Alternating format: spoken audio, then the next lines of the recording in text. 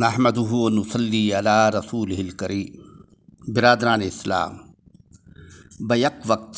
دی گئی 3 طلاقیں، 1 طلاق رجی ہے، اجماع امت۔ جید صحابہ ائمہ حنفی اہل سنت والجماعت کا فتویٰ۔ حضرت علامہ حافظ امام ابن قیم رحمۃ اللہ علیہ فرماتے ہیں کہ نبی اکرم صلی اللہ علیہ وسلم کے مبارک دور میں اور حضرت ابوبکر صدیق رضی اللہ تعالی عنہ کے پورے دور میں لاکھوں جید صحابہ کرام اس پر عمل کرتے تھے اور اس نظریے کے قائل تھے کہ بیک وقت دی گئی 3 طلاقیں 1 ہی طلاق شمار ہوں گی، لہذا اس کے خلاف اجماع کا دعویٰ کرنا بالکل غلط ہے۔ علامہ حافظ امام ابن قیم رحمۃ اللہ علیہ اپنی مشہور تصنیف زاد المعاد لابن قیم جلد 3 صفحہ نمبر 62 میں فرماتے ہیں، ہم ہر صحابی کو شمار کر کے جو حضرت عمر رضی اللہ تعالیٰ عنہ کی خلافت کے ابتدائی دور تک وفات پا چکے تھے تم پر غالب آ جائیں گے، اور ہم ان سب سے مقدم، بہتر اور افضل یعنی سیدنا حضرت ابوبکر صدیق رضی اللہ تعالی عنہ اور جو ان کے ساتھ ان کے دور میں صحابی تھے اجماع کے لیے کافی ہیں۔ علامہ حافظ امام ابن قیم اس کی مزید وضاحت کرتے ہوئے اپنی تصنیف اغاثۃ الحفان جلد 1 صفحہ نمبر 289 میں ارشاد فرماتے ہیں، لا یعرف فی عہد الصدیق احد رد ذلک ولا خالفہ۔ حضرت ابوبکر کے پورے دور میں کوئی ایک بھی صحابی ایسا نہیں تھا جس نے اس مسئلے پر اختلاف، اس متفقہ مسئلے پر کوئی اختلاف کیا ہو۔ اگر کوئی ہے تو ثابت کیا جائے۔ حافظ امام ابن قیم زاد المعاد جلد 3 صفحہ نمبر 22 میں ارشاد فرماتے ہیں کہ حضرت صلی اللہ علیہ وسلم کی وفات کے وقت 1 لاکھ سے زائد صحابہ کرام رضوان اللہ اجمعین موجود تھے جنہوں نے آپ صلی اللہ علیہ وسلم کو دیکھا اور آپ کا کلام سنا تھا۔ کیا تمہیں اس پر قدرت ہے کہ تم ان سب سے یا ان میں سے 10ویں حصے سے یا ان کے عشر و عشیر یا ان کے عشر و عشیر اور در عشیر سے یہ ثابت کر سکو کہ انہوں نے ایک دفعہ کی 3 طلاقوں کو 3 ہی قرار دیا ہے؟ اگر تم اپنی پوری قوت بھی صرف کر ڈالو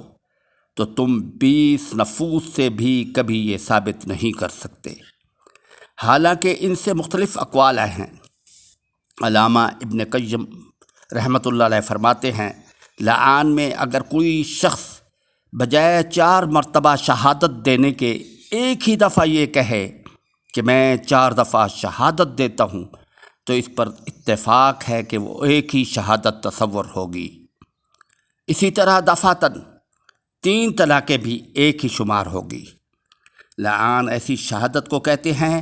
جس میں قسمیں لعنت کے لفظ کے ساتھ ملی ہوئی ہوتی ہیں۔ اگر کوئی شخص اپنی بیوی پر زنا کا الزام عائد کرتا ہے اور گواہ موجود نہیں ہے تو اس صورت میں لعان ہوگا اور میاں بیوی میں جدائی ہو جائے گی۔ امام علامہ ابن قیم رحمۃ اللہ علیہ اپنے موقف کو ثابت کرتے ہوئے فرماتے ہیں، حدیث شریف میں آتا ہے کہ جو شخص دن میں 100 مرتبہ سبحان اللہ و بحمدہ پڑھے گا تو اللہ تعالیٰ اس کے گناہ جن کا تعلق حقوق اللہ سے ہے معاف فرما دیں گے، اگرچہ سمندر کی جھاگ کے برابر بھی ہوں۔ تو اگر کوئی شخص ایک ہی دفعہ کہے سبحان اللہ و بحمدہ 100 مرہ تو اس سے ایک ہی دفعہ تسبیح شمار ہوگی، نہ کہ 100 مرتبہ۔ اس طرح 3 طلاقیں بھی جو دفعتاً دی جائیں ایک ہی تصور ہوگی۔ حدیث شریف میں آتا ہے کہ نماز کے بعد 33 مرتبہ سبحان اللہ، 33 مرتبہ الحمدللہ اور 34 مرتبہ اللہ اکبر پڑھنا چاہیے۔ تو اگر کوئی شخص ایک دفعہ سبحان اللہ کہے اور ساتھ ہی 33 کا عدد لگا دے تو بھی وہ ایک ہی تسبیح شمار ہوگی۔ اسی طرح 3 طلاقوں کو ایک ہی سمجھا جائے گا۔ حافظ امام ابن قیم رحمۃ اللہ علیہ اپنی مشہور تصنیف زاد المعاد جلد 3 صفحہ نمبر 59 میں فرماتے ہیں، کیونکہ اس شخص کا یہ قول کہ میں نے اپنی بیوی کو 3 طلاقیں دے دی ہیں، اس قول کی مانند ہے کہ میں نے 3 دفعہ سلام کہا یا 3 دفعہ اقرار کیا، یا اس جیسی اور صورت ہو جس میں جمع کرنے کا معنی نہیں سمجھا جا سکتا۔ مزید ارشاد فرماتے ہیں کہ امام مالک رحمۃ اللہ علیہ اور جمہور علماء فرماتے ہیں کہ اگر جمرات کی رمی دفعتاً 7 سنگریزوں سے کی جائے تو وہ ایک ہی سمجھی جائے گی۔ اسی طرح 3 طلاقوں کو بھی ایک سمجھنا چاہیے، کیونکہ نبی اکرم صلی اللہ علیہ وسلم کا فرمان ہے، رمی الجمار وطر، جمرات کی رمی الگ الگ ایک ایک کر کے ہونی چاہیے۔ اسی طرح آپ مسئلے کی وضاحت کرتے ہوئے بیک وقت 3 طلاقیں ایک طلاق ثابت کرتے ہوئے ارشاد فرماتے ہیں، بلکہ اگر ہم چاہیں تو کہہ سکتے ہیں اور ہم اس میں سچے ہیں کہ بے شک 3 طلاقوں کے ایک ہونے پر پہلے اجماع تھا، اور حضرت ابوبکر صدیق رضی اللہ تعالیٰ عنہ کے زمانے میں 2 آدمیوں کا بھی اختلاف نہیں ہوا، لیکن چونکہ ابھی تک اجماع کرنے والوں کا دور ختم نہیں ہوا تھا اور اس میں اختلاف پیدا ہو گیا، سو پہلا اجماع نہ ٹک سکا، یہاں تک کہ صحابہ کرام رضوان اللہ اجمعین کے 2 قول ہو گئے، اور امت کا اختلاف ابھی تک چلا آ رہا ہے۔ پھر ہم کہتے ہیں کہ سیدنا حضرت عمر رضی اللہ تعالی عنہ نے پہلے لوگوں کی اجماع کی مخالفت ہی نہیں کی، بلکہ انہوں نے تو لوگوں پر 3 طلاقیں بطور سزا تعزیر لازم کر دیں، کیونکہ لوگ ان کی حرمت کو جانتے تھے۔ پھر انہوں نے لگاتار طلاقیں دینا شروع کر دیں، اور کوئی شک نہیں کہ جب لوگ اپنے اوپر تنگی کا التزام کر لیں اور اللہ تعالیٰ کی رخصت کو قبول نہ کریں تو اماموں کے لیے اس کے نفاذ کی گنجائش موجود ہے۔ اس میں امام حافظ ابن قیم رحمۃ اللہ علیہ جیسی علمی شخصیت نے پوری وضاحت سے اجماع کو ثابت کیا ہے۔ صدیق اکبر رضی اللہ تعالیٰ عنہ کے عہد خلافت میں 3 طلاقوں کے ایک ہونے پر اجماع تھا، اور اس میں 2 آدمی بھی اختلاف نہیں کیا، 2 آدمیوں نے بھی اختلاف نہیں کیا۔ حضرت عمر رضی اللہ تعالی عنہ نے جو 3 طلاقوں کو 3 قرار دیا، اس میں انہوں نے اپنے سے پہلے کسی اجماع کی مخالفت نہیں کی، بلکہ انہوں نے تو سزا اور عقوبت کے طور پر یہ کارروائی کی ہے۔ سیدنا حضرت ابن عباس رضی اللہ تعالی عنہ صحیح مسلم والی حدیث کے بارے میں حافظ امام ابن قیم رحمۃ اللہ علیہ تحریر کرتے ہیں، یہ وہ حدیث ہے کہ جسے سیدنا حضرت ابن عباس رضی اللہ تعالیٰ عنہ سے 3 آدمی روایت کرتے ہیں، حضرت امام طاؤس رحمۃ اللہ علیہ، اور وہ حضرت سیدنا ابن عباس سے روایت کرنے والوں میں سے سب سے افضل ہیں، اور سیدنا ابو صحبہ ادوی اور امام ابو الجوزہ ان کی روایت امام حاکم نے مستدرک میں بیان کی ہے۔ جج صحابہ امام ابن قیم رحمۃ اللہ علیہ نے ایک مجلس کی 3 طلاقوں کو ایک قرار دینے والے صحابہ کرام کا ذکر کرتے ہوئے فرمایا، ان اصحاب میں